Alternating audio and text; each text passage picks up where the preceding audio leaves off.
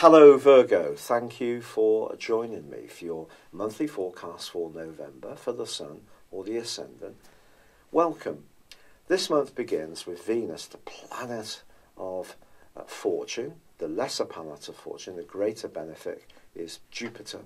Well, Venus moves back into your sector of finance as this month begins. And it's possible by the end of November that something that you desire in terms of some money that's owed to you, or an item that you'd love to own, or perhaps some kind of lovely outing to a really nice restaurant, or to be with people who really can enjoy the good things in life, that will come to pass. Venus in the second house is lovely. Now, Venus is in retrograde through to the middle of the month. Continue to be cautious with resources, and perhaps also watching the amount of calories that you're ingesting. But generally, Venus back into your second house is lovely despite that retrograde. What's more fascinating, I feel, is that in the first 2 weeks of this month, Venus is going to be broadly in opposition to Uranus.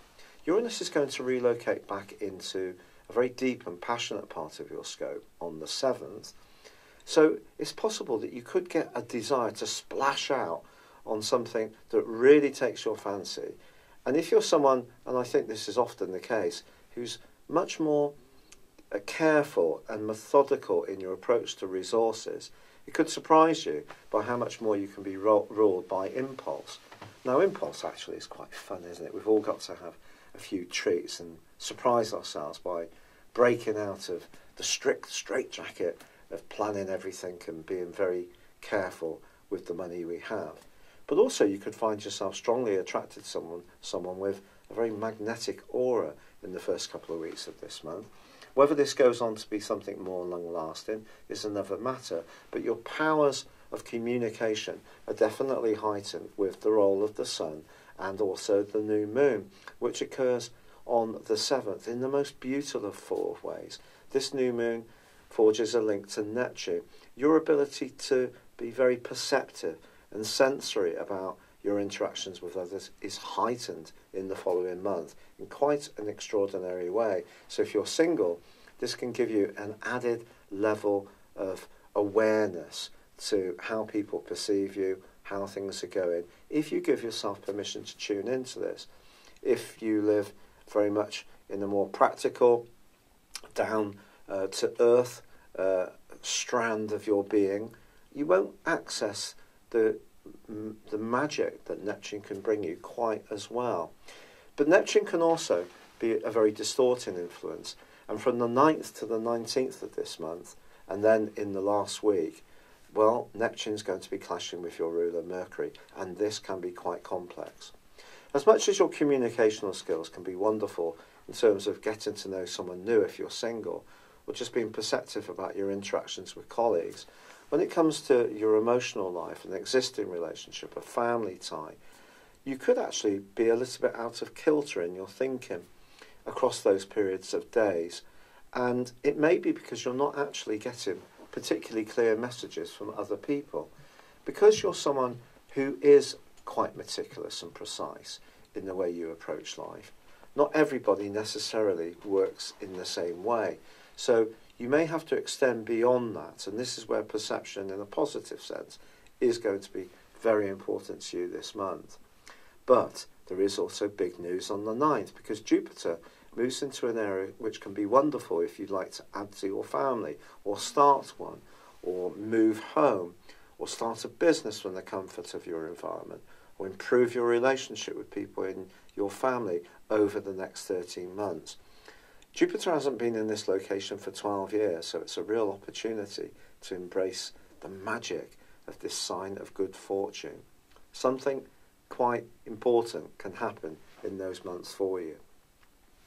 However, this is also a month when the North Node, the point of destiny, makes its way into the part of your horoscope which is very much to do with your connection to others. And that's going to be very important in the second half of this month, particularly as Mars moves into your sector of relating from mid-month, as Venus ends that retrograde. And if you are waiting for that financial situation to resolve itself, it definitely can do by the end of this month. But Mars punching its way into Pisces is really good news for you. Mars has actually been in a broadly helpful location for you since the middle of May, one which has strengthened your physicality, but it now moves into an area which can make you a bit more competitive. That's not a bad thing. Can make you more engaged by your interactions with others. If you're single, it's a huge boost in the following 6 weeks. So the run up to Christmas can see you much more conscious of opportunities to connect with somebody new. But if you're someone who does work in a fast-moving environment at work and you need to have your wits about you, Mars moving into this area can definitely be a great asset to you. Now, the Sun is going to be forging a tremendous angle with Pluto at the end of week 2 and the start of week 3. This gives you an opportunity to express with passion the ideas that are really important to you. And my word, you can do that. Someone's going to be mightily impressed with you.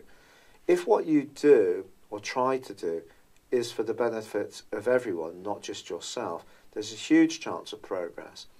Pluto can reward or punish us in equal measure, quite honestly.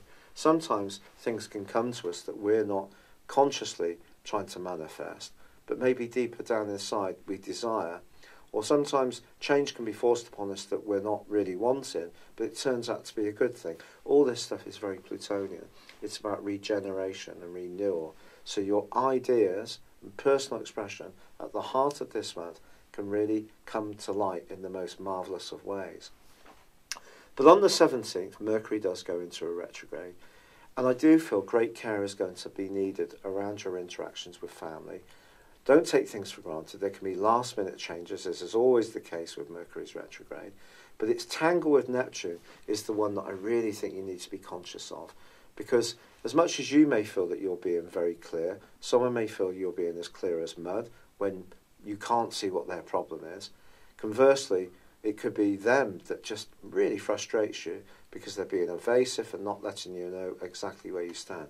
So patience is going to be required by all of us, quite frankly, in the last half of this month. But with the Sun moving on the 22nd, that's going to reinforce your desire for greater comfort, stability and security in your life. It's going to be supporting Jupiter and Mercury. But then there's a full moon on the 24th, which clashes with Mars. The suggestion is that if in a family situation or a close emotional bond, your desires are a bit stronger than someone close to you, they could resent any desire on your part to try to force your will into what's planned for Christmas or what you want to do with the home or whatever. So Mars can make us very impatient and, as I said, more competitive for you in the sign of Pisces. So just be conscious of that as this month draws to a close. You could be a bit impatient around planning Christmas or a family member who tends to frustrate you. Moods can be quite close to the surface with the Sun clashing with Mars. It can make us much more impetuous, more outspoken.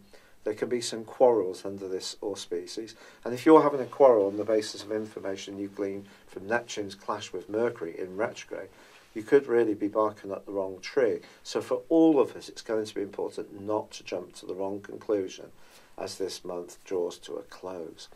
It's been a real pleasure being with you, Virgo.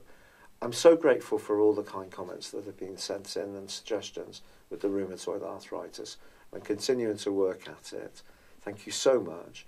I'd love it if you would like or comment on this video. If you've yet to do so, please do subscribe to this channel. Thank you. Hello, thank you so much for watching my video. I'd love you to join me at my Horoscope Ace app.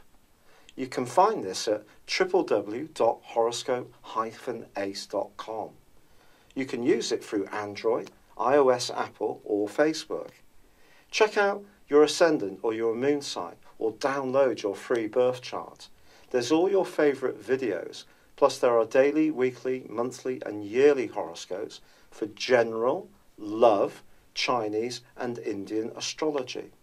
If your passion is tarot, there's my brilliant 3-card money or love tarot readings too. And it's all there at www.horoscope-ace.com. Thank you.